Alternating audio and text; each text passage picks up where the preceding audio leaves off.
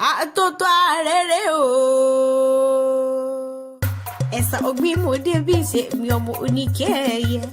Mo dé nítorí káàyè lè bá gbà mí ẹjọ́ ojú mi ṣe. Èrò tí rò pé èrò tí rò dùn mo yẹ ẹ̀yà mi létí yín. Ó yá lọ́kùnrin, ó yá lóbìnrin, ó yá lọ́mọdé, ó yá lágbàlagbà. Mo ní ẹ̀yà mi létí kẹ́ẹ̀súré tètè ẹ̀ máa ń gbóhùn ẹnu orin.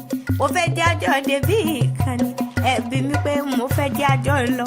Mo fẹ́ jájọ́ dọ̀ HURPSYIMAGERYTV bí wọ́n ti gbóúnjẹ ẹ̀fẹ́gbẹ́ tí wọ́n gbà owó bọ̀. Òdú ní wọ́n ìṣàìmọ̀ fọlọ́kọ ta wa. Ọ̀kí ni wọ́n láàrin gbogbo ẹgbẹ́ wọn. Àkọ́kọ́ ni wọ́n gbé pò kejì rí. Níbi ìkáyà pictures tí ó la fi wé rárá. Níbi ìkáyà videos wọn kì í fi gbá kan bọ̀ ọ̀kan nínú rárá. Ọ̀kẹ́ ọlọ́jà ẹ̀yẹ ni wọ́n jẹ́ láàrin gbogbo ẹgbẹ́ wọn. Oní gbogbo ẹgbẹ́ wọn tó kù ní tọ́ wọn lẹ́yìn. Wọ́n mọ̀ṣẹ́ wọn àmọ́ ń dájú ni. Àbínibí lélẹ́yìí kì í ṣe ability rárá. Fún wọn tómi inú ń kọ fẹ́ni tó fẹ́ gbéṣẹ́ pictures àti video wẹ́ẹ̀dì ẹ̀ fún. Mọ̀mí kan rárá. Mo ní ọ̀hún mọ̀mọ́ fòyà HURPSYIMAGERY lótọ́. Mo ní wọ tó fẹ́ ya pictures tó fẹ́ ya videos fún naming ceremony ọmọ rẹ̀. Fún birthday ọmọ rẹ, fún birthday tara rẹ, fún convocation ọmọ rẹ, lóríṣiríṣi lọ́lọ́kùnjọ HURPSYIMAGERY mo ní ohun ni ẹ máa ń ké pè. Iṣẹ́ wọn dá wọn lójú tẹ̀ gan nìyẹn. Kò síbi tí wọ́n sí o, wọ́n ń bẹ nílẹ̀ yìí, wọ́n ń bẹ lókè òkun. Ẹ̀sà ní kí n tó wá máa ń lọ. Mo ní ẹ̀wọ̀n mọ̀jà gbàgbé tó gbà lóde. Èyí tá a mọ̀ ṣàfihàn rẹ̀ lórí HURPSYIMAGERYTV lórí YouTube yín. Oníkálukú lè subscribe nílé lóko lẹ́yìn odi nílẹ̀ yìí lókè òkun. Ẹ subscribe sórí HURPSYIMAGERYTV. Bàbá ń sọ̀rọ̀ pictures tó dáa, ojúlówó videos. Ẹ má jẹ́ ká gbàgbé o wípé HURPSYIMAGERY gbóúnjẹ fẹ́gbẹ́ wọ́n gbà wò bọ̀ èmi fádùn sìn ẹ̀sà ògbìn aró ògbójò fádùn chantọ̀ máa rólú. Èmi wí tèmi o, ẹ má jẹ́ àgbàgbé wípé HURPSYIMAGERY ọ̀kín ni wọ́n, ọ̀kín ọlọ́jà ẹ̀yẹ láàrin gbogbo ẹgbẹ́ wọn pátápátá. Ẹ má wàá jẹ́ àgbàgbé ètò ìgbàlódé tí ó máa wáyé lórí HURPSYIMAGERYTV. Ẹ lè subscribe níbikíbi tẹ́ ẹ bá wà, nílé ni o, lóko ni o, lẹ́yìn odi. Ẹ subscribe sí HURPSYIMAGERYTV lórí YouTube. Ẹ ò ní kábàámọ̀ pé ẹ ṣe irú ẹ̀. Ní àdúgbò Mọ̀lété, mo dé lọ sí secondary school ní Yejide Girls Grammar School. Mo kúrò ńbẹ̀ mo tẹ̀síwájú lọ sí University of Ibadan, ṣùgbọ́n mi ò parí rárá kí n tó lọ ṣiṣẹ́ ní Federal Ministry of Works ní Ẹlẹ́yẹlé. Nǹkan tí ẹ fẹ́ nú bà nísìnyí ni pé ẹ lọ sí ilé ẹ̀kọ́ ní Fásitì Ìbàdàn ṣùgbọ́n ẹ parí. Nígbà náà a gbọ́ pé ẹ̀kọ́ ìmọ̀ ìṣègùn òyìnbó ni ẹ lọ fún ṣùgbọ́n ẹ̀ka tán. Kí ni nǹkan tó ṣẹlẹ̀ láàrin ìgbà yẹn tí ẹ fi lè tẹ̀ fi kàwé yẹn? Wọ́n ní orí ò mọ ibi tí ẹsẹ̀ ń gbé òun lọ. Gẹ́gẹ́ bí mo ṣe sọ wípé kò sí ẹni tó wà láyé tí jí ayé ò lè gbé, ṣùgbọ́n ó pẹ́ ó yá èèyàn dé destination adé. Kí ni destination Yorùbá? Èèyàn adé àdìbò tó lọ. Medicine ni mo fi wọ UI. In between tí mo lò 1 year ni mo rí tí wọ́n sọ fún mi pé wọ́n ń gba èèyàn ní Federal Ministry of Works ní tollgate. Bí mo ṣe dọ́ǹpù education náà ni, ṣùgbọ́n still náà ẹ wá wo ẹ̀kọ́ tí n kò kà ní ìgbà náà nípa medicine. Ó ní mo ṣe tún wá ṣe nígbà tí mo dé ìlú òyìnbó nípa ewé àti egbò. Lórí ọ̀rọ̀ yẹn náà sì ni nígbà tí ẹ fi ilé ẹ̀kọ́ sílẹ̀ pé torí pé ẹ gbọ́ pé wọ́n ń gbàyàn síṣẹ́ ní ministry, ṣé ó túmọ̀ sí pé ilé ẹ̀kọ́ tí ẹ fẹ́ lọ tẹ́lẹ̀ ṣé kò sí bí wọ́n ṣe kò sí ẹni tí ó máa tọ́ yín ni àbí ẹ nílò owó àbí kí ni ìdí tẹ́ fi ìmọ̀ ìṣègùn? Torí pé ọ̀pọ̀lọpọ̀ èèyàn ló máa ń fẹ́ láti gba irú oyè yẹn ṣùgbọ́n tí ẹ̀yin wá sílẹ̀ tẹkọ̀ wá lọ tẹ lọ bẹ̀rẹ̀ sí ní gbaṣẹ́. àǹfààní láti sọ ọ̀rọ̀ orílẹ̀-èdè Nàìjíríà bí ó wà lára nǹkan tó kópa tí mo fi sílẹ̀, tí mo ní pé tí n bá kàwé ṣèbí owó ni mò ń wá, tí n bá ṣiṣẹ́ ṣèbí owó ni mò ń wá. Ara ìjẹ ayé tá à ń sọ tó ń dààmú ọ̀pọ̀lọpọ̀ ọ̀dọ́ náà nìyẹn. Gẹ́gẹ́ bí a ṣe wá ní ìlú wa, wọ́n á mú ẹlòmíì, wọ́n á fi sọ́tún, wọ́n á fi sósì, ṣùgbọ́n ìlérí baba yóò ṣẹ. Ẹ sọ lẹ́ẹ̀kan pé nígbà tí ẹ padà fi ìyẹn sílẹ̀ ẹ lọ sílùú òyìnbó tó dẹ̀ jẹ́ pé òun náà lẹ padà wá ń ṣe nípa ewé àti egbò. Mo nígbàgbọ́ pé orílẹ̀-èdè Nàìjíríà ní ilẹ̀ adúláwọ̀ láti ní ewé àti egbò jùlọ tí a fi ń ṣe oríṣiríṣi. Kí ni nǹkan tó bá ewé àti egbò dé gangan àti pé kí ló gbé yín kúrò lórílẹ̀-èdè Nàìjíríà?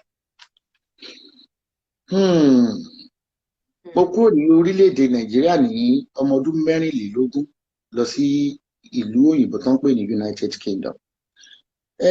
Mi ò gbà bí ẹ ṣe sọ yẹn wípé ilẹ̀ adúláwọ̀ ní ewé wà, àwọn ni wọ́n ní nípa ewé àti egbò.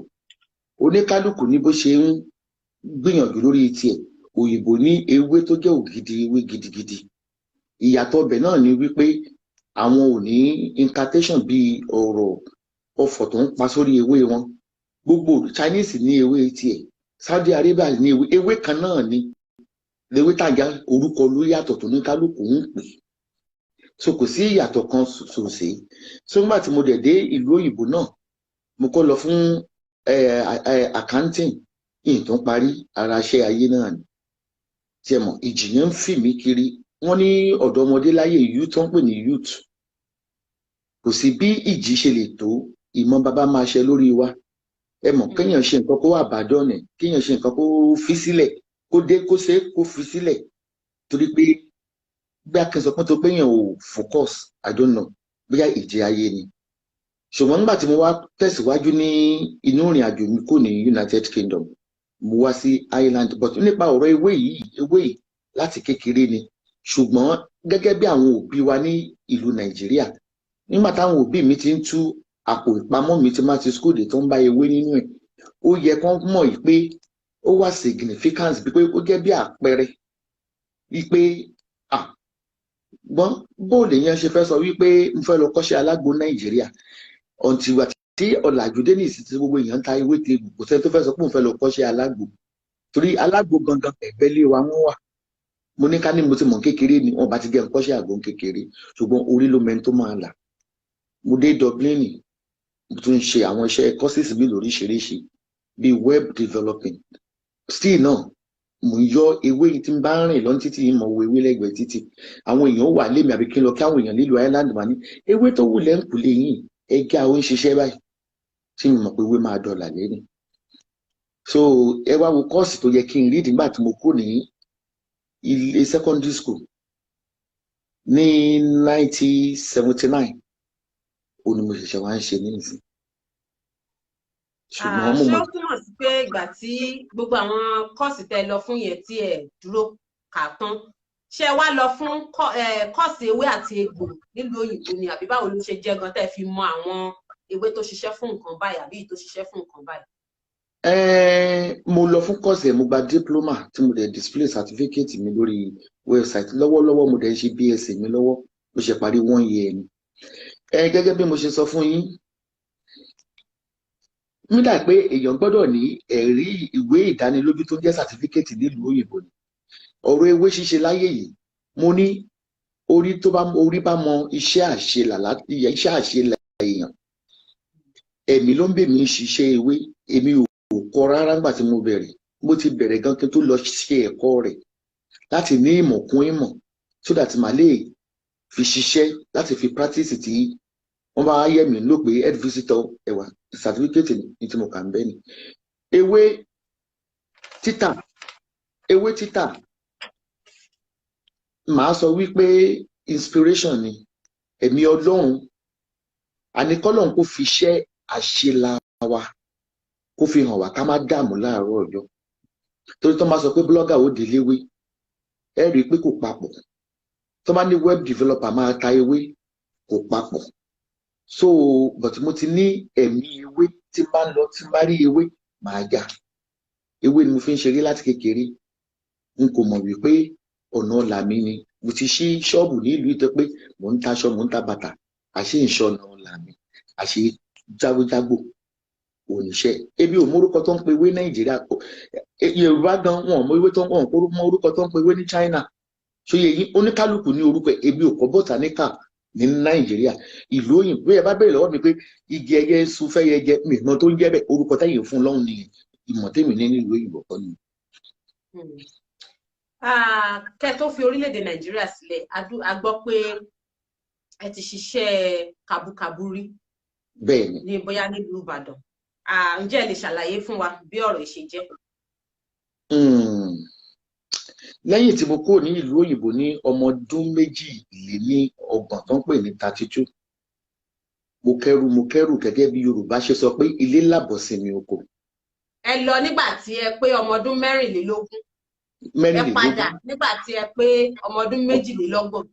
Bẹ́ẹ̀ni, nítorí àwọn òbí wa máa ń kọrin sí wa wípé tá a bá lo àjò títí ilé là ń darí sí. Mo make sure wípé mo rí ní pé mo bẹ̀rẹ̀ sí ń tọ́jú owó wípé ilé làbọ̀ sinmi oko. Mo dẹ̀ dé ìlú Nàìjíríà. Mo ra ṣọ́ọ̀bù sí Gbági tí mò ń tà. Mo dẹ̀ ń gba aṣọ, mò ń ṣe gbogbo ẹ̀. Gẹ́gẹ́ bí I don't want to go deeper. Anyway, still náà bí ayé bá ranjú mọ́ṣẹ́ èèyàn tó yẹ pé ṣé àyànmọ́ ẹ̀ ni wàláì kò lè wálẹ̀. Tí màá sọ kò jù báyẹn lọ. Kò lè wálẹ̀. Láàrin ọdún kan tí mo kówó yẹn dé Nàìjíríà tí mo ra ṣọ́ọ̀bù bíi 4 sínú Gbági tuntun. Still náà okòwò yẹn ṣubú. Mo dẹ̀ gẹ́ ẹnìkan tó jẹ́ wípé ebi ò ń ta ara láti jẹun. N kì í béèrè owó lọ́wọ́ èèyàn, n kò ní ọ̀kánjúwà. Mo ní kàkà kí n tọrọ jẹ. Ìbí mo ní mọ́tò ayọ́kẹ́lẹ́ tí mò ń lò nígbà tí gbogbo àwọn ṣọ́ọ̀bù ti close. Mo bẹ̀rẹ̀ sí fi ń ṣe taizí. Mi sọ pé ojú tì mí ní ọdún náà. Mi sọ pé wọ́n á sọ wípé obìnrin wa taizí. Torí pé ẹ ṣe wò mí kò síṣẹ́ tí mi ò lè ṣe. Téèyàn bá sọ pé iṣẹ́ ìdọ̀tí ni nǹkan yóò jalè. Ẹ rántí pé inú ìgbẹ́ lówó wà. Ní tó fà tí mo fi wá ń ṣe kabúkabú nìyẹn. Sí ọjọ́ sí challenge mo dẹ̀ mú tọ́rọ́kọ́bọ̀ wọlé fáwọn ọmọ. Torí kò sí ọ̀rọ̀ ọ̀rọ̀ èmi kò tiẹ̀ gbẹ́kẹ̀lé èèyàn. Mo mọ̀ pé kò sí béèyàn ṣe lè ṣiṣẹ́ tó láyè. Ó máa débi ayọ̀ ẹ̀ ṣáá ni. Owó ni pé máa yọ.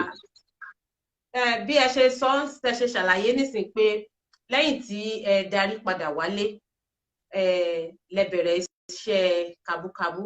Ṣé ó túmọ̀ sí pé nígbà tí ẹ wà nílùú òyìnbó lọ́hùn ẹ ti ṣègbéyàwó ẹ ti bímọ kẹ́ tó padà wá sí Nàìjíríà tí gbogbo nǹkan wá rí bó ṣe rí tí ẹ fi bẹ̀rẹ̀ sí ní ṣe iṣẹ́ kabúkabú? N kò bímọ sí ìlú òyìnbó, n kò dẹ̀ lọ́kọ sí ìlú òyìnbó. Ọmọ 2 ni mo fi tẹ́lẹ̀ sí ìlú Ìbàdàn. So pé padà tí mo padà náà. So ẹ̀yìn ìgbà tí mo tún wá padà sí bí ìlú tó ṣẹ̀ṣẹ̀ wá bímọ 2 sí ní 90s. Bọ́ ní gbogbo ìgbà yẹn mi ò bímọ. Ṣùgbọ́n ká ní mo ti mọ̀ ní owó tí mo kó lọ Nàìjíríà tí bá mọ̀ yìí pé ewé ni màá máa ta ni.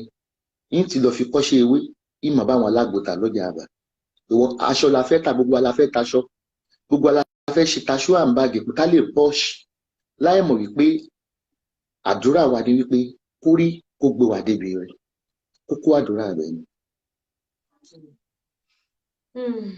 Ẹ ti sọ fún wa rí nígbà kan nínú ọ̀rọ̀ yín ní pé 10,000 péré lẹ mú dójú òpó Facebook.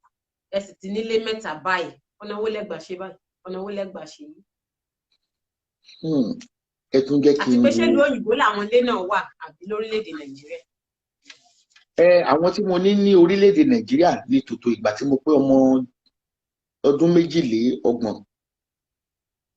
Ṣóyè yín ìgbà tí ìṣòro dé mo tà wọ́n yẹn. But nígbà tí mo dé orí Facebook kò sí nǹkan kan ní ọwọ́ mi. Kò sí olùrànlọ́wọ́. Ṣóyè yín kò sí olùrànlọ́wọ́, kò sí nǹkan kan. Ebi gan ti rora mi pin pé mo kúkú ṣe pàbó ni. Ní gbogbo ìgbà tí ṣọ́ọ̀bù mi gan tí mo wà nínú ilé pẹ̀lú ìròbùnújẹ́ ọkàn, ó sì ń fi ọwọ́ mi ṣe nǹkan kan nínú ilé. Bí pé kí n máa sọ pé bẹ́ẹ̀ bá fẹ́ tún laptop iṣẹ́ gbé wá kí n lè fi jẹun, ìjọba sì ń support mi nígbà náà. Àmọ́ mo ṣe wá sọ fún èèyàn wípé èmi ò mọ̀ wípé ògo mi lè tàn mọ́. torí gbà mo dé orí Facebook owó tó bá mi wọ Facebook kò wọ 40,000 naira. I'm talking in naira now. Bí 100 euro. Ọjọ́ tí máa bẹ̀rẹ̀ ewé gan, mo rò wípé tí n bá fi 100 euro yẹn tí n bá fi ra ewé kí la fẹ́ jẹ nínú ọ̀sẹ̀ yẹn tí ò bá lọ tà ńkọ́. Mo bẹ̀rẹ̀ pẹ̀lú ìwé ìròyìn, mo bẹ̀rẹ̀ iṣẹ́ mi pẹ̀lú ìròyìn ní www.esabod.com. Mo ń ṣe ìròyìn àgbáyé níbẹ̀. Ó dijọ́ kan bẹ́ẹ̀ ṣe mọ̀ pé vblog náà mo máa ń ṣe vblog sọ̀rọ̀sọ̀rọ̀, mo máa ń highlight torí pé mo ti ṣẹ́ ní television station rí ní Republic of Ireland tí fídíò ẹ̀jẹ̀ bẹ̀ lórí YouTube pẹ̀lú. Mo máa ń sọ ìrírí ayé. Ibi tí mo ti ń sọ̀rọ̀ ìrírí ayé lọ, mi mọ̀ bá tí a gba ẹnu mi sọ̀rọ̀. Torí ó ń tì mí lójú pé mò ń ṣe ewé. Ó ń tì mí lójú kọ́ máa pè mí ní babaláwo. Torí mo believe nígbà yẹn mo ní ìgbàgbọ́ wípé àwọn tó ń ṣe ewé àwọn babaláwo ni. Àbíyàn máa wọ ẹgbẹ́ àjẹ́ kó tó ṣe. Mo kàn ń ṣe ètò ọ̀rọ̀ sísọ lórí Facebook. Bá ṣe gbẹ́nu mi sọ̀rọ̀ ni pé tẹ́ bá fẹ́ re ewé o. Tẹ́ bá fẹ́ re ewé báwo. Bí mo ṣe kúrò lórí Facebook ǹjọ́ náà, n bá gbé fóònù mi pé kí n lọ delete tábítàbá àwọn ẹbí mi mọ̀ gbọ́dọ̀ gbọ́ pé mo ti dé. Ṣé tí mo sọ ní ìsìn ó ṣe di pé 40 náírà ó di mílíọ̀nù. Mo nílé ẹyọ kan ní ìlú Dublin bí, mo dẹ̀ ní méjì ní ìlú Turkey, mo ní ṣọ́ọ̀bù ní ìlú Turkey pẹ̀lú. Bí ewé náà ni mo dẹ̀ ń tà látìgbà náà. Bí ẹ ṣe ti ń sọ̀rọ̀ láti bẹ̀rẹ̀ bẹ́ẹ̀ ṣe kúrò nílé ìwé, bẹ́ẹ̀ ṣe lọ sílùú òyìnbó, bẹ́ẹ̀ ṣe padà wálé, bẹ́ẹ̀ ṣe ṣí ṣọ́ọ̀bù, ẹ ń sọ̀rọ̀ pé ìṣòro ayé, ìṣòro dé, ìṣòro. Kí ni ẹ kàn jẹ́ ká mọ̀ díẹ̀, kí ni irú ìṣòro wo gangan ni àwọn ìṣòro yìí tó jẹ́ pé ó ń tojú bọ gbogbo nǹkan tí ẹ bá ti fọwọ́ sí? Wọ́n ní ijọ́ tí a bá ti wálé ayé láti gbé kádàrà wá. Wọ́n ní ayé ló máa ń sọ gbádọ̀gún.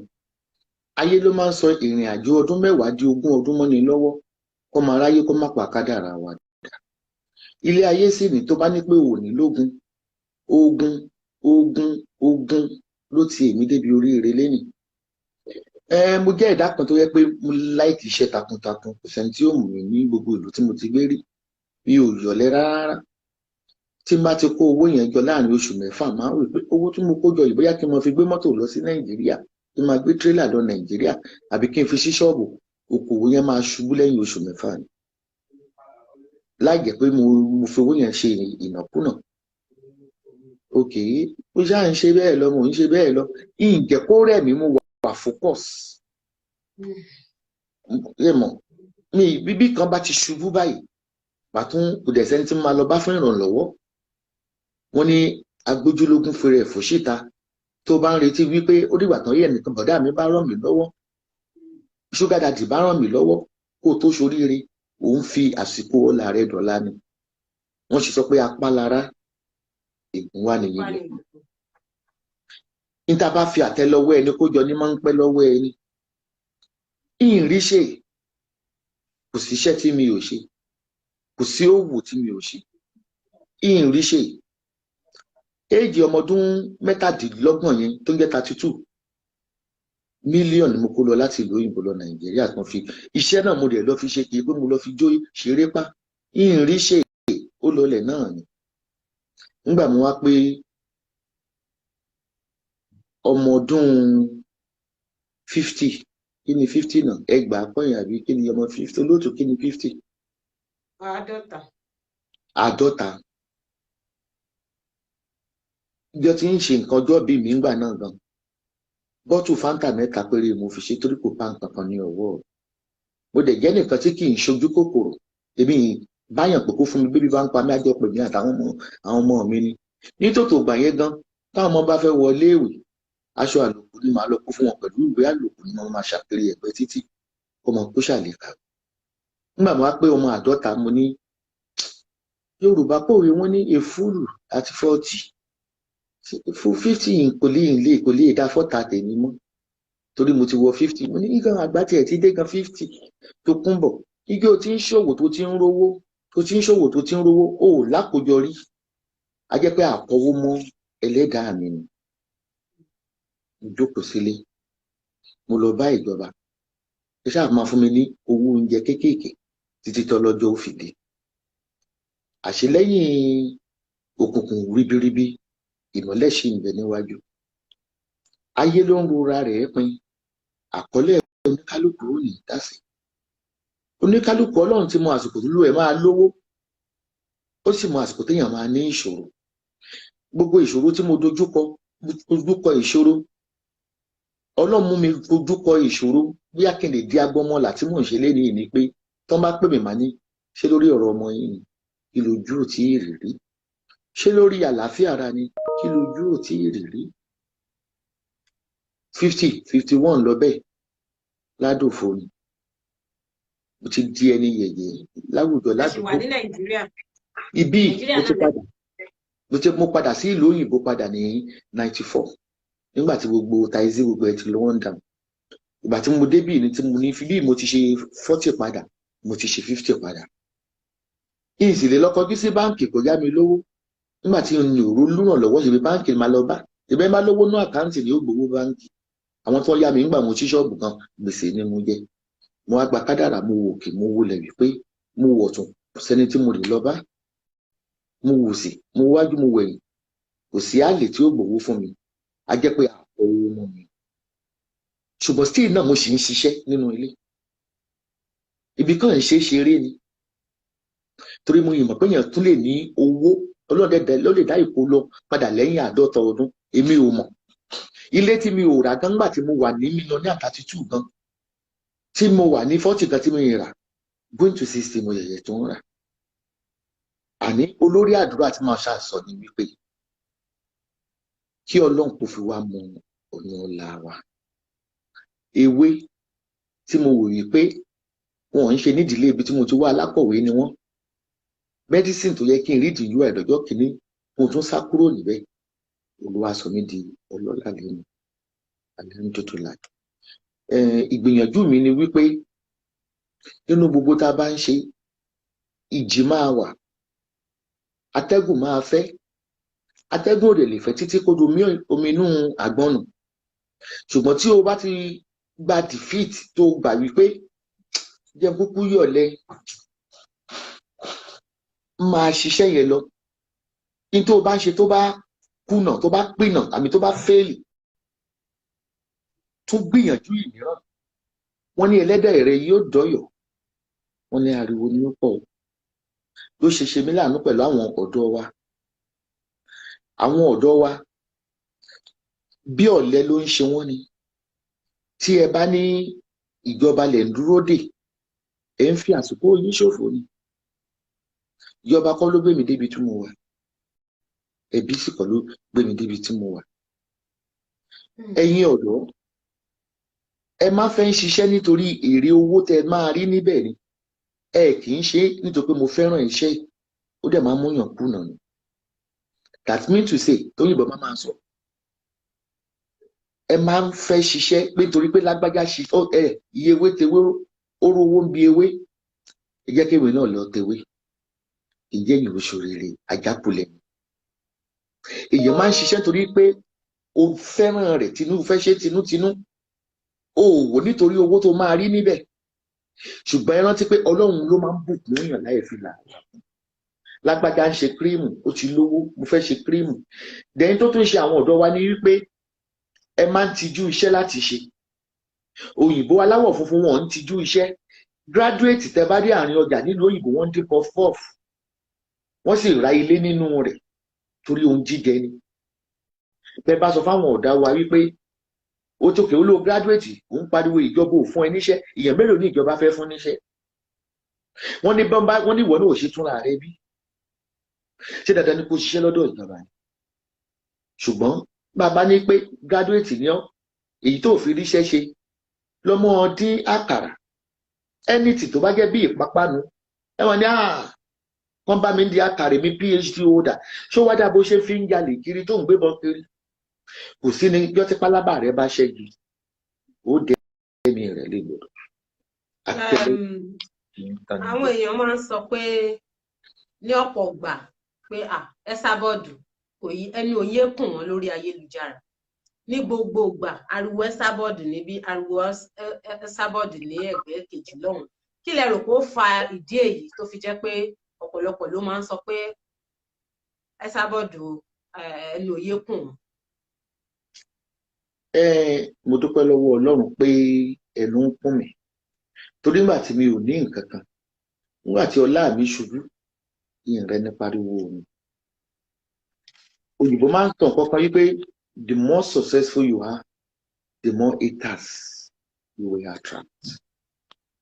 Àwọn tó dẹ̀ ń pariwo ẹjọ́ téèyàn bá ti ní orúkọ nítorí ìgbésí ayé mi tí bá ní kí n sọ ìgbésí ayé mi mo jẹ́ nìkan tí mi ì lọ́rẹ̀ mo jẹ́ nìkan tí mo ń tijú mo dẹ̀ jẹ́ nìkan tó yẹ pé mo wà private gan ṣùgbọ́n tí n bá ti wà lórí afẹ́fẹ́ ọ̀nà ẹgbẹ́ mo ti rówó mo lè wúrí Facebook ní ìsìnkí má wọ bẹ̀rẹ̀ sí à kí ní ṣe é mu yàn èmi ń polówó ọjà tèmi ni àmọ́ dájúdájú tí ẹ ló fi kún olúwo ẹ̀ ní wípé mo lówó bá tí mo bẹ̀rẹ̀ 2012 wọn ò porúkọ mi torí èèyàn mélòó ní wò mí bí ògo bá ṣe fẹ̀ tó àwọn tó ń porúkọ Esabod wọ́n fi ń attract wọ́n fi ń pe àwọn ènìyàn tó tó pé orúkọ mi kí wọ́n wù ọ́ ni tó o bá porúkọ mi kò sẹ́ni tí ó wù ọ́ orí mi ló sì kún tó pọ́lá ìbínú sí wọn torí pé orí mi ló kún tó ń bá mi ń fà torí pé èmi kan ti rora mi pé ẹni táráyé ti rò pin ni bó tilẹ̀ yẹ pé mi náà ò fẹ́ràn rẹ̀ ṣùgbọ́n bí orí dání sí là ń gbé ebi ò láìkí gbogbo òkìkí. ẹ fẹ́ràn bó ṣe máa ń pariwo yín. láti bá bó ṣe máa ń pariwo mi ká ní pé kò sí Facebook wọ́n mọ̀ mí nílùú èmi ò lọ́rẹ̀ yọ wọ́n ti bí mi láti kékeré ni mo máa ń live private life ṣùgbọ́n Ọlọ́run sọ pé òun dé ọlọ́jọ́ òun máa bí i orúkọ mi gba yìí ni wọ́n ṣe ń pe orúkọ mi kiri ó tajà fún wọn ni. Ìgbà tí mo kọ́kọ́ bẹ̀rẹ̀ blogging 2012 tó ń pariwo mi tó ṣe kọ́ ẹ̀fọ́ cropping ìgbà yẹn ó dùn mí ìgbà yẹn tó pé mo yẹ ṣe ìrírú ẹ̀rì ṣé nígbà tó ń bá ti ń náyàn láti ẹgbà láti 2012 wọ 2000 ṣé yóò dùn yín mọ́ mo ti yẹ hàn náà ṣé yẹ yín ìgbà tí mo wá lọ Google ẹ̀ lọ́wọ́ ọpọ́n ọfá kí ló dé tó ń pariwo mi ó ní are you successful mo ní bẹ́ẹ̀ ni ó wá sọ pé the more successful you are the more haters you will attract ṣé ní wá ní ìṣoríire mọ́ ni ṣé wá rí ariwo tó ń pa lọ́tún ló sì yẹn wọ́n gọ̀ ni wọ́n fi ń polówó mi àwọn ní PRO mi irú ẹ̀ láti mọ̀ rí so anybody bá dórí YouTube náà kọ́ Esabod lórí Google Esabod but orúkọ yẹn èmi fi wá mo fi rí ojú rere Ọlọ́run gbà tọ́kì mo kàn nípa gbogbo ẹ̀ wọ́n ní báyìí wọ́n ní wáò wọ́n láti ní ìwọ ní mánéjà àti kọ́kọ́rọ́ estate bá wà ta so ọ̀tá ń gbọ́tọ̀ ọ̀bá polówó èèyàn ó dàbí ẹni tí ò sí lórí Facebook náà ní tó ń tajà ó ṣí ṣọ́ọ̀bù ń tajà torí pé wọ́n kàn kórìíra rẹ̀ wọ́n fẹ́ kó ogun kè wọ́n wá para àdúgbò pé tẹ bá dírí ṣọ́ọ̀bù ara ilé yín aṣọ rẹ̀ ò tí ò fáì ṣe mọ̀ pé curiosity ẹ̀ tó ń sọ fún yóò fẹ́ lọ fún ṣọ́ọ̀bù tó bá dẹ̀ dé ṣọ́ọ̀bù yẹn yóò ní tí ó rà ọ̀tá ní mọ̀ ń polongo èèyàn ó ń dùn mọ́ mi dandan ni èyí tí wọ́n fi ní polongo mi kọ́lọ̀ mọ̀jẹ̀ kó ṣẹlẹ̀. ẹ sọ̀rọ̀ kan lẹ́ẹ̀kan pé tó bá wù yín ẹ lè wá sórí afẹ́fẹ́ láì wọṣọ pé tọ̀ ẹ wá ṣe báyìí irú àwọn nǹkan bẹ́ẹ̀ yẹn bá ta bá wò sí wá wò sẹ́yìn bóyá nísìnyí ò lè mọ ọjọ́ orí yín ṣùgbọ́n mo mọ̀ pé ẹ ti péré bíi 60 ọdún àwọn ọ̀dọ́ tó ń bọ̀ láyé òde òní kí ni àwọn nǹkan àwòkọ́ṣe tí ẹ fẹ́ kọ́ máa kọ́ látara yín. ṣé mo gẹ́ bí ìyá wọn ni ibi mo bí wọn ni tí n bà níyàwó kó ṣe tó dáa kọ́ mọ́ wò mí mọ́ torí ìkọ̀kúkọ̀ ní ń pọ̀ wọ́n pọ́npọ́npọ́n ṣe rí láyé yìí ìgbéraga tó bẹ̀ yín Yorùbá jẹ́nu tọ́pọ̀lọpọ̀ wọn fi ń ṣe bísínẹ́sì tó ń lọlẹ̀. mo wá sí orí Facebook ní mo kàn wọ́n pijámásì ẹ mọ̀ pé àwọn ọ̀tá tó bá wò mí wọ́n mọ̀ pé àwọn pé mo tó lórí burúkú ẹ̀ wọ̀ èyí tí mo fi máa ń ní viewers mi. gímìtì tí àwọn Ìgbò fi ń tajà wọn lẹ rí yẹn ẹ pé tí Ìgbò bá ń tajà nínú ọjà wọ́n lè kò sí ọkùnrin ní wọ́n á wọ bìrì sí obìnrin wọ́n á máa jó wọ́n máa lu ṣẹ́ àwọn Yorùbá wá tó yìí pé ẹ̀ wo wèrè bí tó ti ń wuṣẹ́ ẹ̀ wo wèrè wọ́n á rí tó ń tà. a kò fẹ́ ọ̀rọ̀ àlùfàǹsà àwọn èdè yẹn a ní fẹ́. àní ìjẹ́ òkè má bínú ìtí mo dá láti sọ ni wípé Yorùbá mo dẹ̀ ráìtì Yorùbá tí a bá lè làm bí òyìnbó tó bá ń tajà tó bá wà ní public you have to do something to attract people. ìtí mo sọ nìyẹn bí dà pé Yorùbá ojú máa ti wọ́n tí Yorùbá bá taṣọ tó bá ń taṣọ ní ìsìn for example wọn ẹ lè lu ṣẹ́rẹ́ níwájú rẹ̀ kẹ́ wọ bèrèsíà kò sí bí olùrè kọjá bá ti ń rè kọjá lọ wọn á rí n tó ń ta mo lè wá sórí láì ní ìsìn kí n wọ píjámásì wá kí ní bò ní ṣẹ́ mọ́ mú ibẹ̀ ni wọ́n ti mọ̀ pé ra wọn pé yóò sì ní ṣọ́ mọ́ mú lórí oṣù pọ̀ ó dàbí business attraction that is my own package mi ò mọ̀ bí mo ṣe máa sọ Yorùbá ẹ ti understand it's a business packaging. Báwo ni ó dẹ̀ ṣe ìtajà wọn? You have to be funny. Jerry, nǹkan kan wà wọ́n ní pé o ní láti ṣe nǹkan tó wá erratic to attract people.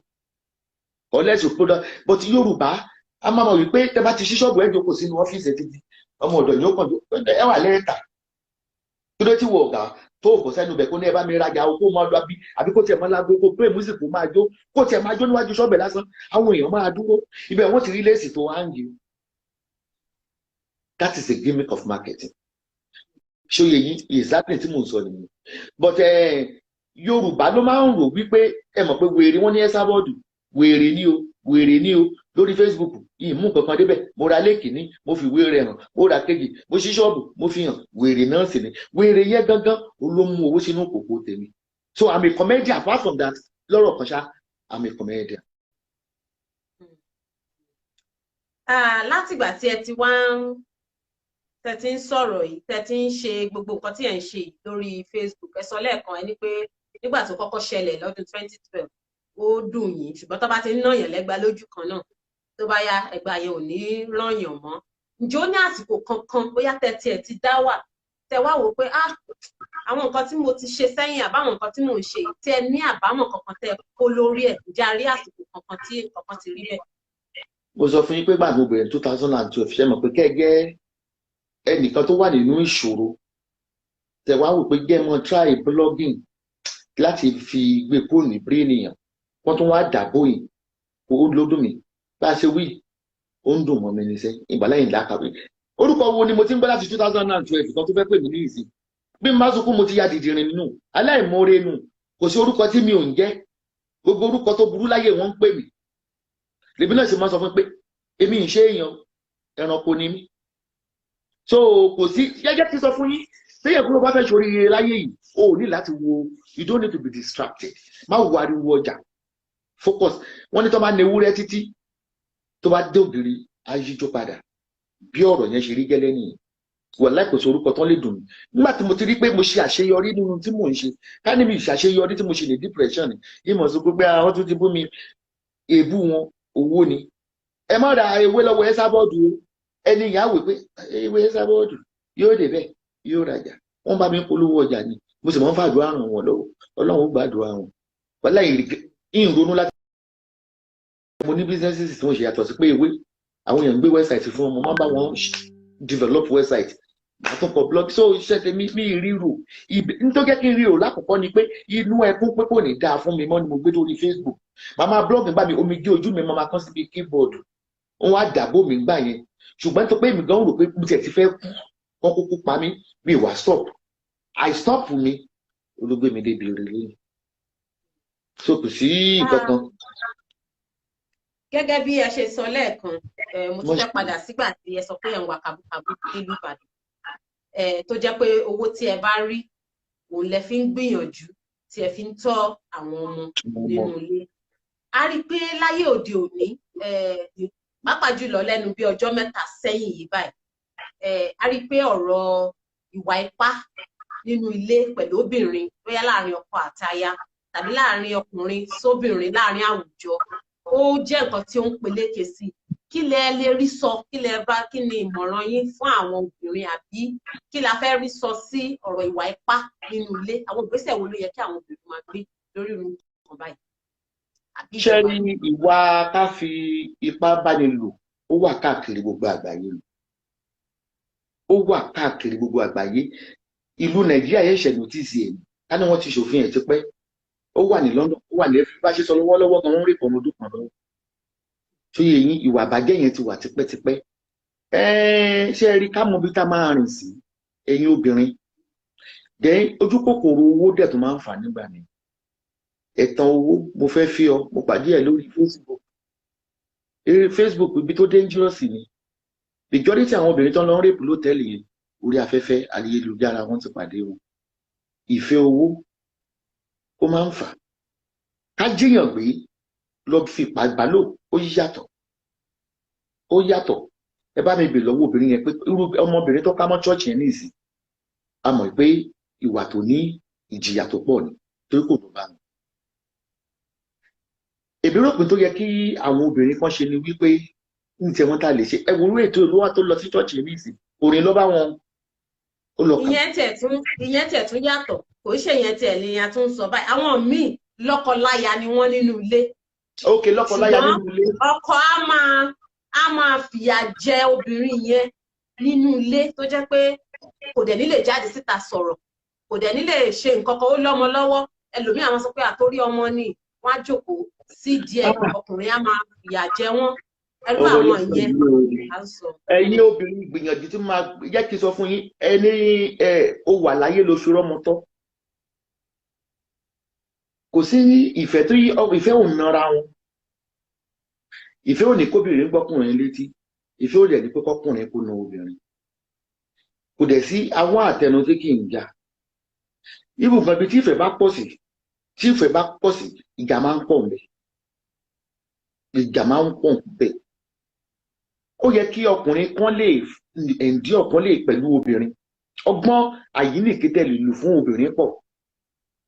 Tó bá ti di pé ọkùnrin náà lẹ́ẹ̀kan ó bí ọ̀ dáríjì. Ó ní ẹlẹ́ẹ̀kejì ó bí ọ̀ dáríjì. Tó bá ti lẹ́lẹ́ẹ̀kẹta òní ó pọ̀. Kò ní stop torí mi lọ fún counseling gbà tèmi kò ní dákẹ́. Ìyẹn number one. A wá máa lo wọ́n pe kinní kan ní power and control wípé. Ẹni pé ẹ lọ fún counseling nígbà tí ṣé ẹ ti nírú rírí yẹn rí ẹ ti nírú rírí yẹn rí. Ó kọjá rádaràda mo ní dáadáa ṣùgbọ́n tó máa ń náyàn nínú ilé torí ṣẹ́dá mi mọ̀ counselor tó counsel mi sọ fún mi wípé wọ́n fún mi ní ìwé kan violence against women. Wọ́n ní àwọn ò mọ ìdí tí obìnrin ò kì í lè fi ọkùnrin tó bá nà wọ́n sílẹ̀. Ìdí torí pé obìnrin yẹn kọ́kọ́ máa kúrọ́ fún rẹ̀ wọ́n máa di tó gbé ẹ̀rú á lọ forí gbá ògiri ni. Torí tọkùnrin bá ti nà yín tán ó máa wá excuse ẹ má jẹ́ kó jẹ yín àlẹ́ òní ó pa yín. Ó lè sọ pé àwọn ń dì òun ni ó lè sọ pé kíní kan ó lè dọ̀bálẹ̀ kan ẹ má jẹ́ kó jẹ yín o kẹ́ lè rẹ́mi tọ́jú àwọn ọmọ yín. Ìfẹ́ tí bá ti ń nàyàn kò sí ìfẹ́ níbẹ̀. tó yẹ yìí tí wọ́n wá sọ fẹ́ nígbà tẹ́mi lọ fún counseling ni wípé ìta àṣekí lè fi wọ́n sílẹ̀ ní wípé wọ́n mọ weakness yín àìlera yín ó ní wọ́n fi bẹ̀yìn ó yóò máa ń fún ọ lówó nínú ilé ni ó ti òkú tó bá fi ilé òní rówó gbà mọ́ ó yóò ń wòye pé ó fáìn wọ́n ṣàtijọ́ rí wa pọ̀ kú mu lọ́kọ wà láìtàláyé pé àkọ́ṣà má sọ pé mo kọ́ fọ́ kọ́lẹ̀ o ẹ jẹ́ kí n sọ fún yín ayé ìsìn gan ẹ fọ́ kọ́lẹ̀ ọmọ yín lọ́kọ yín ẹ̀mí ò láàrọ̀ tó bá gbé ẹ̀ṣẹ̀ ńjọ́ kan ẹ̀mí sì ń wọ́ kiri ni ẹlẹ́lẹ́ni ni yóò tọ́jú ọmọ rẹ̀ ìfẹ́ ò náyàn ọkùnrin mọ̀ bó ṣe lè bóbìnrin bá burú nínú ilé mú aṣọ rẹ̀ kó o sì jáde mú aṣọ rẹ̀ kó o jáde bọ́kùnrin bá náyìn tẹ́ bá sọ pé ẹ nífẹ̀ẹ́ rẹ̀ ẹ lè fi sílẹ̀ tó pé ó ti kọ̀ǹtúrò yín èkìní ọkùnrin tó bá náyìn àkọ́kọ́ lé gbogbo ọ̀rẹ́ kù ní agbègbè yín yóò lé ẹbí kúrò ní agbègbè yín nítorí pé kẹ́ má bàa sọ yí pé dáàdi lágbájá á tèkì total control ipò wọn fẹ́ kó bá lágbájá rìn bully nìyẹn tó ń pè ní emotional bully ìfẹ́ ò náyàn kò dẹ̀ pọn dandan kéèyàn ní ọkọ ẹ̀mí ò sì láàárọ̀ ọmọ èèyàn lọ́kọ èèyàn sítorí náà ẹ̀yin tí ẹ bá ń go through pé valentine marriage de ìfipá lò láàrin lọ́kọ àtaya nínú ìgbéyàwó nǹkan tí ò dáa ni torí tèmi kan bá ti bí iṣẹ́ dégbà mi tó bá ti rẹ̀ mí pa ní ìṣe wọ́n máa ń fokùn dèmí ìtàn mímọ́ bíi bẹ́ẹ̀dì tó yẹ yín ara búlì náà ni. ẹ̀nà wo lẹ gbà bọ́ nínú ìṣẹ̀lẹ̀ yẹn.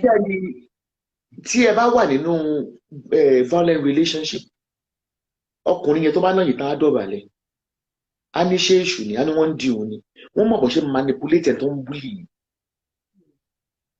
tẹ̀gbà mi tí wọ́n máa fi pábà yín lò ọkùnrin yẹn á jẹ́ kó fi pé òun ò jẹ̀bi ó lè sọ pé tó mọ̀ pé ilẹ̀ lómi ń ta tó fẹ́ mọ òwò ta ni á give excuse obìnrin á wò pé ó fi pá bá mi lò ó kí kò fẹ́ lọ ṣe ń ta ni bully ní gbogbo tactics ní ọwọ́ àti kúrò níbẹ̀ ó ní the courage gidigidi tó tẹ́ bá kúrò níbẹ̀ tẹ́ bá fi bully lẹ̀ ó máa bully yìí fọ bẹ́ẹ̀ bá fi wọ́n lé ogun bẹ́ẹ̀ bá gbé pẹ̀lú ogun tẹ́ bá fi wọ́n lẹ̀ wọ́n máa stalk yín wọ́n máa ṣọ́ èrè ẹsẹ̀ yín ni wọ́n máa lé gbogbo ọkùnrin jìnnà sí yín but ẹ kúrò níbẹ̀ kẹ́ẹ̀dù ẹ̀mí tí ẹ bá wà in a bully relationship ẹ lọ sọ́dọ̀ àwọn amòfin ẹ má sọ ẹdí ní ìsìn obìnrin kan ti ń pọkùnrin ìbá rí obìnrin kan ti ń gún ọkùnrin pa kí obìnrin tó lè mú ọ̀bẹ pò fẹ́ gún ọkùnrin ó ti ń ṣe bully yẹn ti wà ọkùnrin yẹn náà lè kúrò ńbẹ̀ ni torí pé nílẹ̀ Yorùbá tá a ti wá a believe pé kọ́mọ̀ ni mo kọ́kọ́ kọ́mọ̀ ká mi sí mi lọ́rùn oh my God ikú ni o tó bá lò kọ́kọ́ wọ́n ṣe tó bá lò lọ́kọ́ wọ́n ṣe èmi rẹ̀ ló sá fún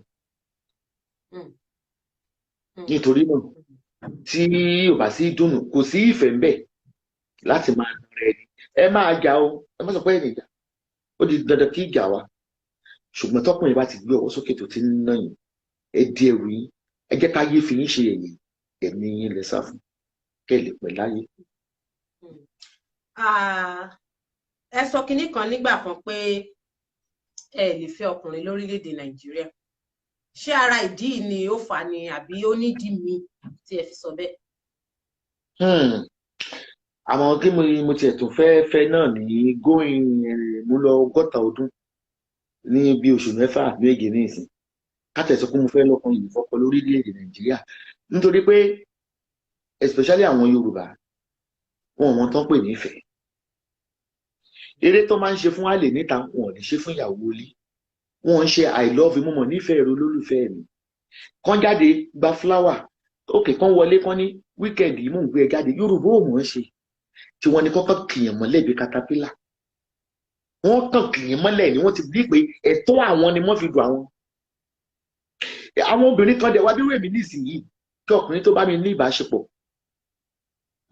kí n lè fọ́ ní ìlọ kára mi kó lè dìde a gbọ́dọ̀ jáde lọ sí rẹ́sítọ́rántì kájọ wà ní ṣẹ́mọ̀ but Yorùbá ò mọ̀ ṣe bẹ́ẹ̀ ìwọ̀n bẹ́ẹ̀ bá lálẹ́ kan boyfriend ní ìsìn tó bá dé ní ìsà báwọn tó kú ọtí tú bẹ́líìtì nìyí ọtí yọ bẹ́ẹ̀ wọn ò méré ṣe ọkùnrin Yorùbá ò respect obìnrin rárá wọn ò méré ṣe torí pé láti sọ àtẹ pé obìnrin bí awá rigid irú èmi báyà tèmi ń lé kí ó pẹ́ kó tó lé ṣùgbọ́n kí àjọ jókòó mọ́ fọwọ́ rí mi létí mọ́ fọwọ́ rí hàn létí gbé mi jáde rẹ́sọ̀ bó wà lè gbé mi jáde tójú tí ò lè wà lè rí bí àjọ jáde kémi náà wọ skimpy wàláì ibi kan ní béèrè fún tábà wọlé tó ti nawọ́ ìfẹ́ sí mi èmi ò lè fẹ́ yóò bá mi parọ́ wọn ò méré ṣe ìsìn gbádùn wọn lórí bẹ́ẹ̀dì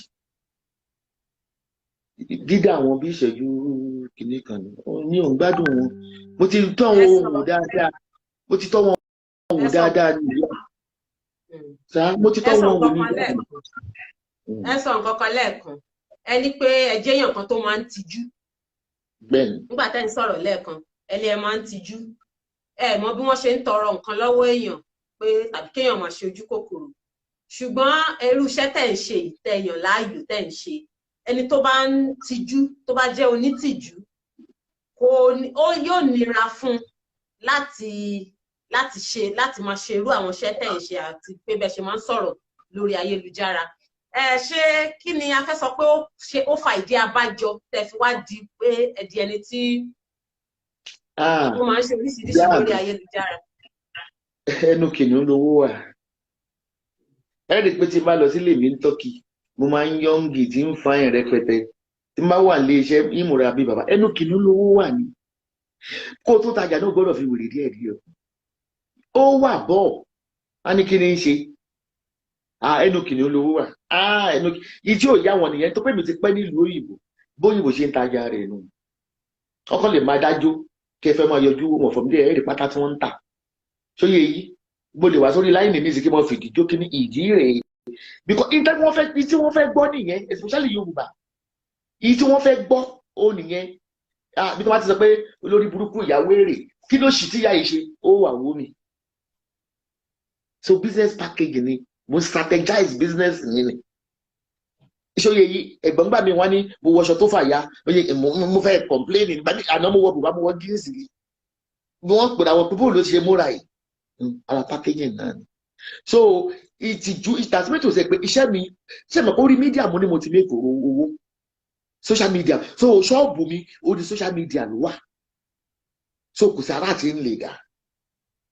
Ẹ nípa ká máa sọ̀sọ́ kú sọ ká máa pọ̀ àṣà Yorùbá ni àṣà Ìbàdàn ni kò ló kọ mí ó kọ là ń pè níbo la mọ̀ mọ́. Ní ti sìgá mímu nígbà mo kọ́kọ́ bẹ̀rẹ̀ blọ́ọ̀gì ní mu sìgá lórí láìnù ẹni tá a jọ gbé bá lọ sọ fún wọn wípé ó máa mu sìgá o ó mu sìgá o gbàyẹ wá tì mí lójú bó ṣe ń sọ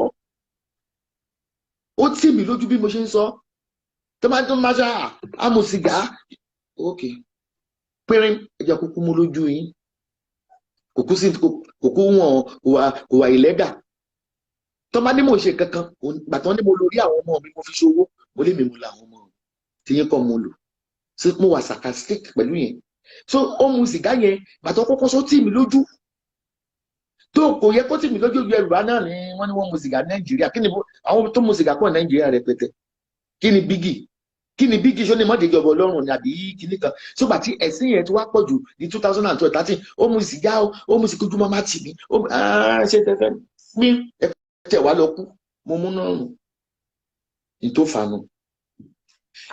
Ṣé ká wá sọ pé torí àwọn àlàyé tẹ́ ti ṣe sílẹ̀ fún wa ń sìn ó tún jẹ́ kí ó tan ìmọ́lẹ̀ sí àwọn nǹkan míì ṣé ká wá sọ pé àwọn nǹkan tí ẹ máa ń sọ nígbà míì mi ò fẹ́ dárúkọ mi dẹ̀ nífẹ̀ẹ́ ká dárúkọ nípa bóyá nípa èèyàn kan tàbí òmíràn ṣé ìpolówó ọjà náà lẹ fi ń ṣe àbí orí bẹ́ẹ̀ lóòótọ́ torí pé ọ̀pọ̀lọpọ̀ ló máa ń sọ pé bẹ́ẹ̀ yìí náà ṣe sọ pé àwọn ọkùnrin wípé ọmọ ń búlé èèyàn ọmọ àwọn míì náà rí yín bí ẹni tó ń ṣerú nǹkan bẹ́ẹ̀ yẹn tó jẹ́ pé wá búlì Esabod búlì lágbájá ó búlì là ṣé ìpolówó ọjà náà ni àbí bẹ́ẹ̀ ló ṣe ìpolówó ọjà pọ̀ gẹ́gẹ́ bí mo ṣe sọ tí o bá lókìkí o ò lè máa búyàn láti fi tajà tó mo ti mẹ́kọ̀ọ́ orúkọ mi ló dẹ̀ ti wà nídìí iṣẹ́ ìtìpẹ́ 2012 kò ń ṣe ọmọdé eré àwọn tẹ́ ẹ bá rí wípé ní tí mo máa ń ṣe nípa pé wọ́n ń lo orúkọ mi wọ́n bú mi lákọ̀ọ́kọ́ mo lè mọ́jà wọn náà fún oṣù 3 oṣù 4 oṣù 5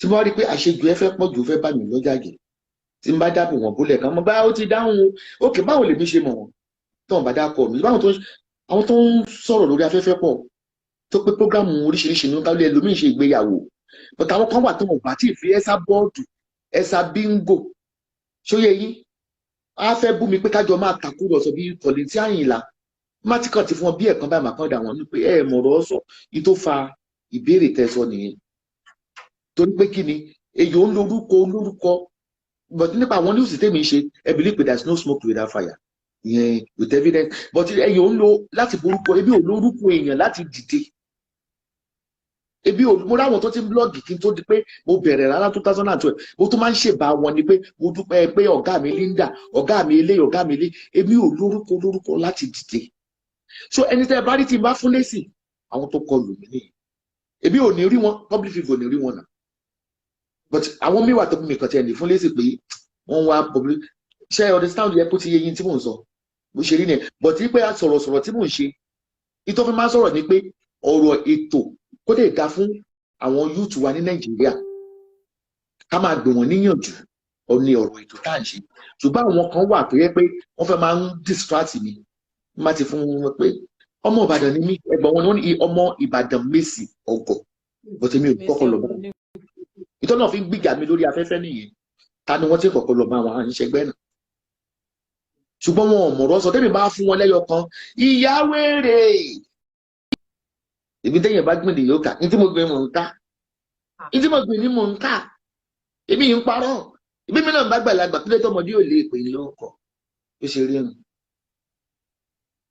a padà wá bẹ̀ ṣùgbọ́n kí n tó padà síbẹ̀ gbogbo bí ẹ ṣe ń sọ yìí àwọn nǹkan tí ẹ máa ń ṣe lórí ayélujára tí àwọn èèyàn ṣe máa ń pọ́kìkì yín táwọn èèyàn ṣe máa ń pariwo Esabod níbí Esabod lọ́hùn Esabod bá alágbájá lórúkọ jẹ́ o Esabod sọ̀rọ̀ ẹnìkan láì dá ìhàwó lé àwọn ọmọ yín ìhàwó náà kọ sí tí ẹ bá jọ wà nínú ilé nínú kọ̀rọ̀ yàrá báwo ló ṣe rí lára wọn pẹ̀lú bí orúkọ yín ló kù kì í ṣe ń kàn. Number one, àwọn ọmọ mi ní life mi ní ìkòkò lọ́wọ́. Àwọn ọmọ mi olóyìnbó ni wọ́n. Tó yẹ yín tó ní wọn mi ò sábà sọ Yorùbá pẹ̀lú wọn. Àwọn méjì tó wà nínà tí wọ́n wà lọ́hùn. Wọ́n wà ní ọ̀hún.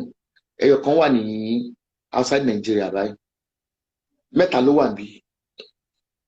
Àwọn ọmọ tó dẹ̀ bá mi gbé ọmọ ọdún 23 àti ọmọ ọdún 21 ni wọ́n. Oníkálùkù ní yàrá tiẹ̀. Mo dẹ̀ respect privacy wọn. Tí máa di pé àsìkò tó ń bully mi ló máa ń get involved. Nígbà mo kọ́kọ́ bẹ̀rẹ̀. Àwọn ọmọ wa sọ pé okay, if you want to be popular, they will bully you, of course. They will bully us, of course. Tí wọ́n bá rí i pé èyí tó máa bully wọn tó ń crop wọn tó bá rí i tọ́jú sí inbox wọn. Tí máa ní how do you feel? Wọ́n ní they do bully public figures. So kò bọ̀dá àwọn. Because wọ́n ní pé mo ní passion fún tí mò ń ṣe. Àwọn ò lè ṣe torí because they are so reserved. So láti sọ pé ṣe rí adult matter kò yẹ kó mọ́ máa dá sí. I have my own life to live. Ọmọ náà ní life ẹ̀ láti live.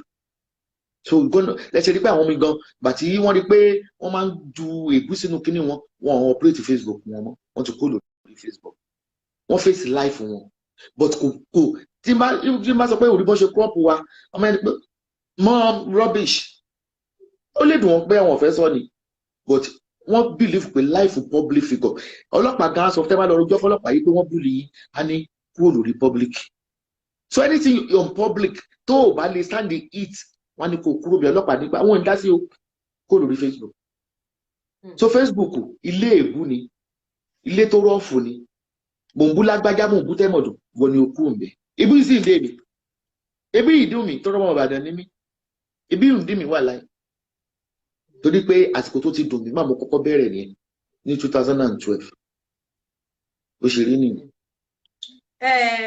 Ó dàbí ẹni pé eléyìí ni a fi fẹ́ máa kásọ̀ ètò nílẹ̀ tàbí kó ku ìbéèrè ẹyọ kan bí mo ṣe sọ lẹ́ẹ̀kan nípa pé báwo ni pé ṣé ọjà náà ni ẹ fi ń ta ẹ̀ ṣàlàyé pé kì í ṣe pé ẹ fi ń tajà ẹ̀ fi orúkọ olórúkọ ẹ fi dìde ṣùgbọ́n gẹ́gẹ́ bí ọmọ Yorùbá èyí tí ẹ̀yin náà jẹ́rìí sí bó tiẹ̀ jẹ́ pé ẹ sọ pé ntẹ́yàn bá gbìn náà ni ó kà tẹ́ ti fi ṣàlàyé lẹ́ẹ̀kan gẹ́gẹ́ bí ọmọ Yorùbá gbogbo wa la mọ̀ pé àwọn orí adé òrìṣà ni wọ́n ní ọ̀pọ̀ ọgbà sì ní a kì í fẹnu kàn wọ́n ṣùgbọ́n ní ọ̀pọ̀ ọgbà nígbà tí ẹ bá ń ṣe àwọn ètò yín gbogbo àwọn orí adé lẹ máa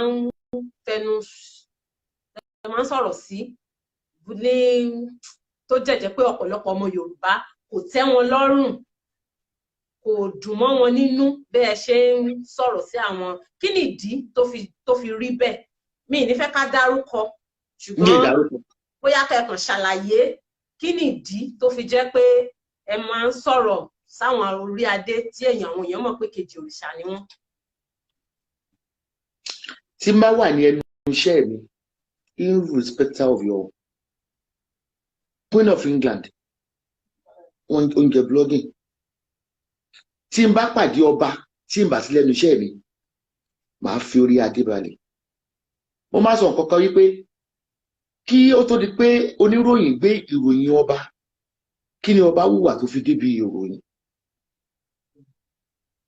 tó yé yín gbogbo ìròyìn tẹ́mi ń ṣe ọ̀pọ̀lọpọ̀ ni ò lè ṣe ní ìlú wa tá a ti wá nítorí ẹ̀mí wọn ọ̀gẹ̀dẹ̀ wa ń bàjẹ́ alóńpọ́n tí n bá ti wà ní ẹnu iṣẹ́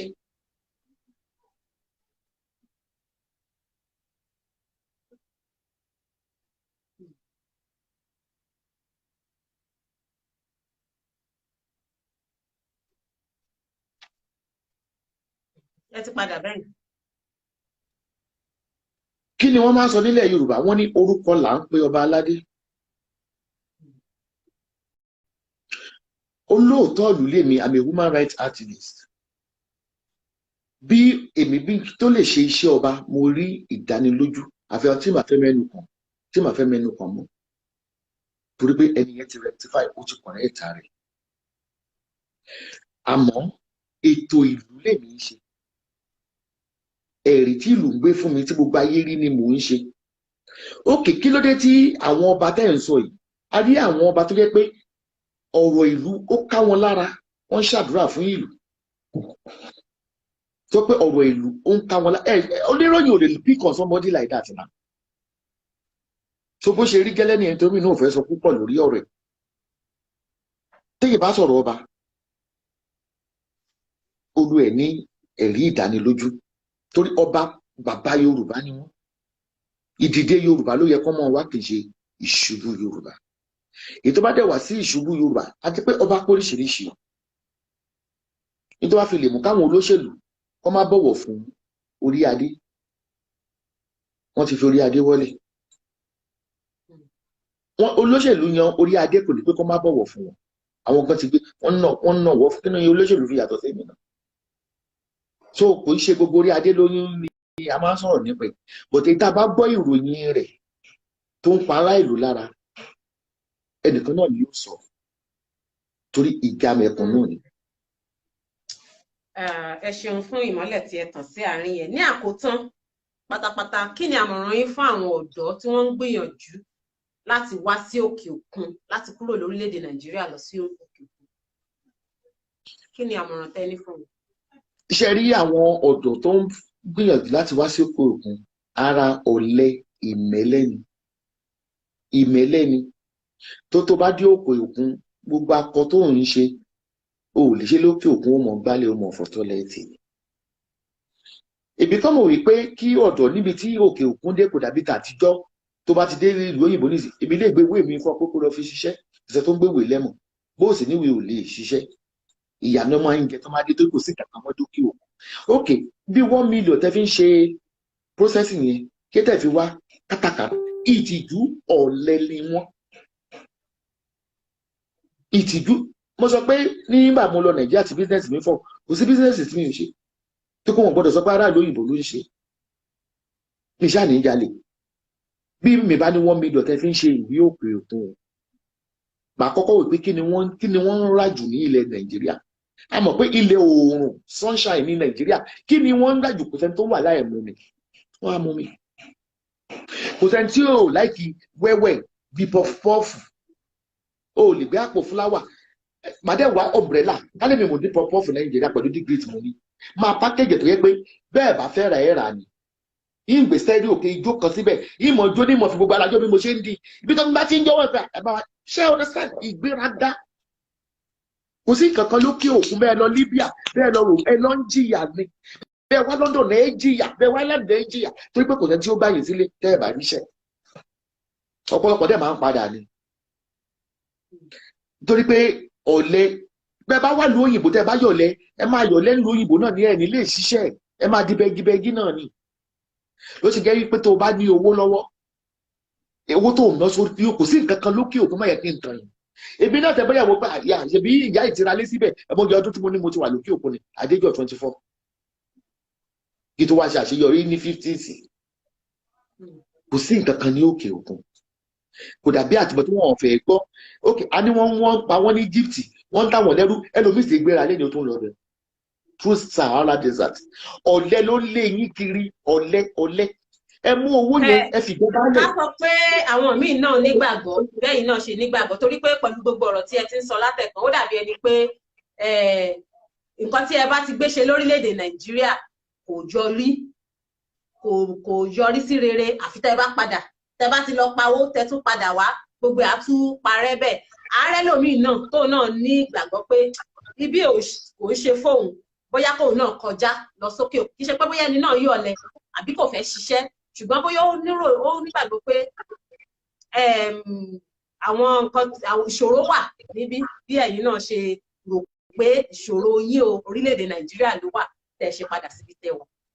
ọmọdé mi fi padà ní pé bóyá bí mo ṣe sọ age of 24 lèmi ìlú òyìnbó lèmi ń gbé ìwà abẹ ti mẹ́mi lára mo ti secure ìwé ìgbélú bẹ̀ ìyàtọ̀ tó wà nìyí kádé ṣe mọ̀ pé mo sọ pé láyé àtijọ́ tó ń wá ìlú òyìnbó up to year 2000 wọ́n rí ìwé gba Ireland tower tẹ́ bá dé wọ́n fún yín níwèé wọ́n fún yín nílé àṣejù àwọn èèyàn wa pé kán lọ máa kó bára wọn ìyàwó jẹ wọ́n parọ́ kò sí gbogbo àǹfààní yẹn mọ́ ní ìsinmi mò ń sọ current situation ni mò ń sọ ó dàbí Canada ní ìsìn ayé ìgbà kan tó máa lọ jẹ adúró ní Canada ṣe pé refugee pọ̀ Canada gan táwọn nàìjíríà pọ̀ wọ́n á fún wọn nílé, wọ́n á fún wọn lówó, wọ́n á tọ́jú wọn.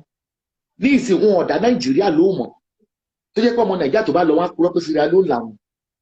Anything nàìjíríà lókè òkun bá a ṣe sọ pé island yìí náà bí Ghana bá débi lẹ́nu wọn á ti gbà tọwọ́ tẹsẹ̀ kó tó bá gbé Nigerian passport wọn ò ní dé because èmi ò mọ reason tó fi ń ṣe bẹ́ẹ̀ tí mo mọ̀ nǹkan tí n fẹ́ sọ ṣé yé yín tí mò ń sọ kan nìyẹn. Òkè òkun kò dàbí ìtàtijọ́ mọ́ tó bá dẹ̀ níwèé ìgbélú lókè òkun ó lè kò dàbí ìgbà táwọn àrùn níwèé ìgbélú gbà bó bá níwèé ìgbélú wọn ò dẹ̀ fún yàn mọ́ wọn ò fún yàn mọ́.